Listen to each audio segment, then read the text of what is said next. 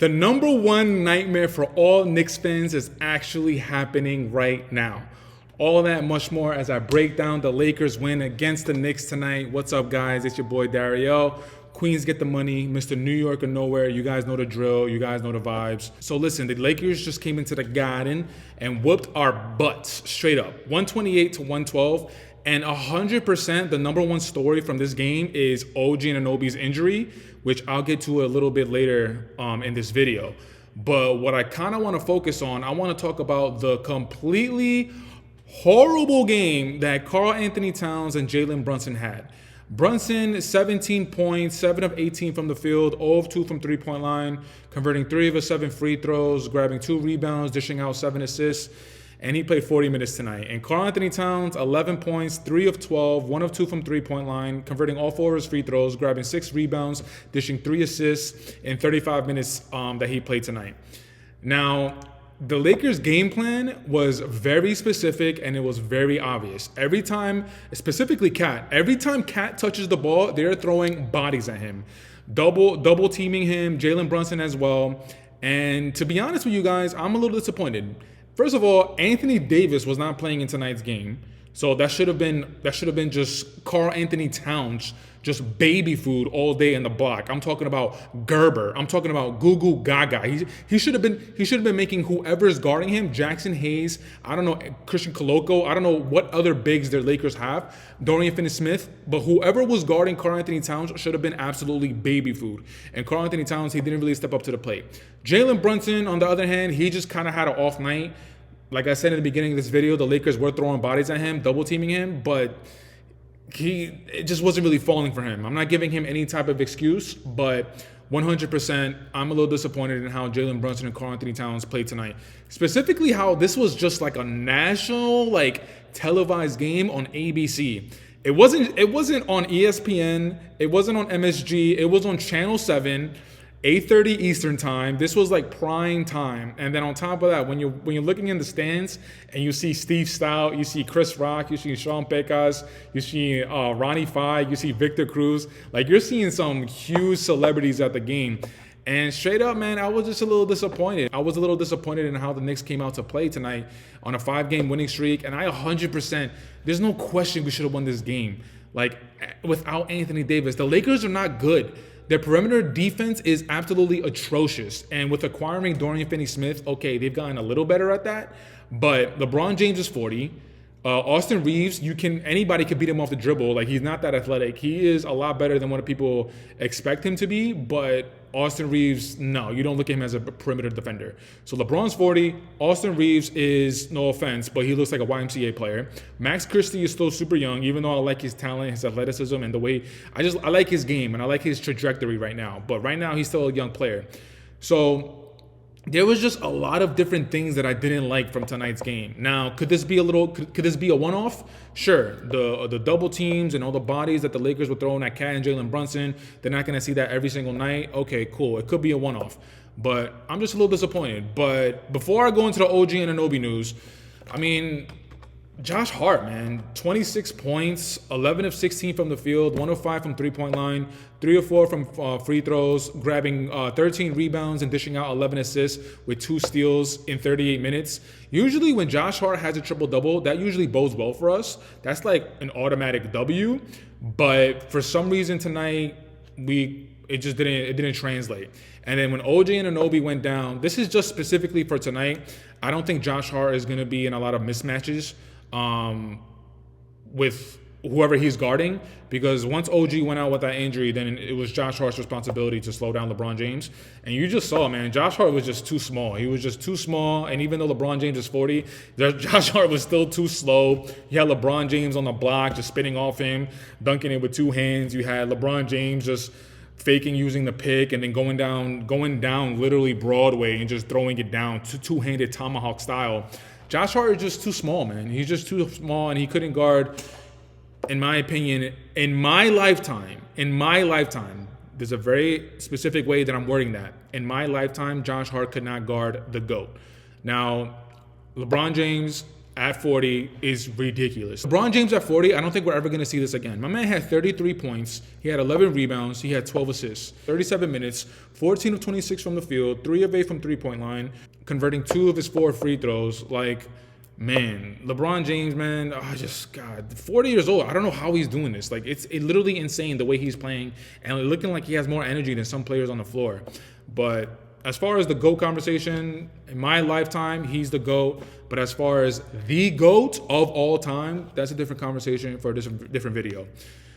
Okay, now, the news that all Knicks fans have been super scared of hearing, man. OG Anunoby going down with an injury, bro.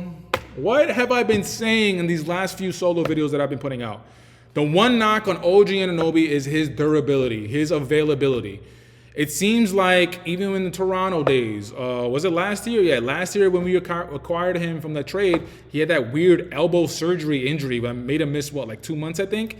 And it was kind of around this time. I think it happened like a couple of weeks after we acquired him with that trade. But this time around, in the beginning of the third, it was a no contact play, which makes me even more scared. No contact play. The ball swung from the middle of the floor to the wing. OG caught it, and he just literally went down. And when ABC replayed him walking to the locker room, I thought it was either like a calf or maybe a groin injury. But then Lisa Salter said that it was a foot sprain, I think it was. And I don't know what to think. I don't know. Yeah, it just happened. So there's not a lot of news on it. But be sure that we're going to be on top of it. But just looking at the magnitude of OG Anunoby's injury, now what does that mean for the team? So for tonight, that meant Josh Hart had to switch on LeBron James, and Josh Hart is not going to be matching up against LeBron James every single night, so we don't have to worry about that. But what about the starting five? Now, what does that mean for the bench depth? Well, in tonight's game, you actually saw Deuce closing the game out with the starting five. So Coach Tibbs is probably going to put Deuce in the starting lineup now in place of OG. So Deuce is going to be in the starting five. So now that means our bench is going to be going down to Landry Shamet and Cam Payne. And basically those two, because Jericho Sims, you guys all know that I don't think Jericho Sims has gained the trust of Coach Tibbs and the coaching staff. Ariel Hookporty is a rookie. Tyler Kolek is a rookie. And those two players, like I said, they're rookies. Coach Tibbs' relationship with rookies is not great. So that means that our bench is going to be, as far as just the productivity, is depleted. The one good news, the only good news that I have of this OG Anunoby injury is now with this loss, when we played Denver on Wednesday, we had 7 games until the All-Star break. So now we only have 5 games. So thank God that we're going to be able to go into the All-Star with only 5 games left and get some players some rest. And OG Anunoby is going to need the most rest out of everybody. But, oh my God, man. Yo, I can't believe that, like, I've been saying this the last few videos that we got to be aware, we got to be a little worried about OG and his durability. And then the next thing you know, he gets hurt. And it was a non-contact play, bro. He didn't land on nobody's foot. Nobody, like, kicked him in a weird area on his leg. It was nothing weird like that. He just caught the ball and then he went down on a knee. And then, of course, now the conversations are going to be about his contract. And I think it was 5-year, $260, I think. It was like, it was 5 or 6 years. And I'm pretty sure it was $260. And the narrative around his name is the one thing about that contract is his durability. He always gets hurt around, not even around a certain time, but he's always getting hurt. And that's the problem with OG. And I don't think, I'm literally just having a stream of consciousness right now. And I don't think you could put the blame with OG's injury. I don't think you could put the blame on Coach Tibbs' minutes played. I think this was just a little freak accident. He literally just caught the ball, and it was just a wrap. Tonight, before he went down, he had 17 minutes, 13 points, 5 of 7 from the field, 3 of 4 from three-point line, no free throw, makes or attempts, 1 rebound, 1 assist. And, yeah, man, I just don't think – hopefully I don't hear anything – I don't see anything on the internet, and I don't hear anything on the NBA talking head shows about Coach Tibbs' minutes and him driving his players into the ground, because I don't think you could put the blame on Coach Tibbs. But yeah, I mean, I talked about Jalen Brunson's numbers and KAT's numbers and Josh Hart. Jalen Brunson played 40, KAT played 35, Josh Hart played 38, Mikal Bridges played 33. So with OG Anunoby, with the injury being out, obviously we need everybody to step up. Jalen Brunson and KAT, we need you to play on the level that you guys have been playing this season. But now I think the importance is going to shift even that much more to Mikal Bridges' shoulders. Like, Mikal Bridges, he's already getting a lot of flack for his inconsistency for the season. But now that OG's out of Reliant, and as far as like productivity that we've seen from OG this season, now that he's out, and he's going to be out for, hopefully it's not that long. Hopefully maybe a couple weeks. But now that he's going to be out, now I think that responsibility is going to fall on Mikal Bridges' shoulders, and we're going to need him to insert himself to take over the productivity that OG Anunoby has been showing us. And if Mikal Bridges is going to play the way he's been playing this season, good game, bad game, good game, bad game, sometimes I think he had a donut for one game this season. Like, he can't be doing that with OG Anunoby being out for the next couple weeks, I think is going to be. So it's just going to be very interesting to see what's going to happen. And before I wrap up the video, I don't know how you guys feel about this, but Bronny getting cheers and likes from the crowd, like, I don't know how I feel about that. Like, I know Knicks fans, we're respected for having knowledge for the game of basketball and all that stuff, but let's keep it 100. Let's keep it a buck. He's still an opponent coming into the Garden.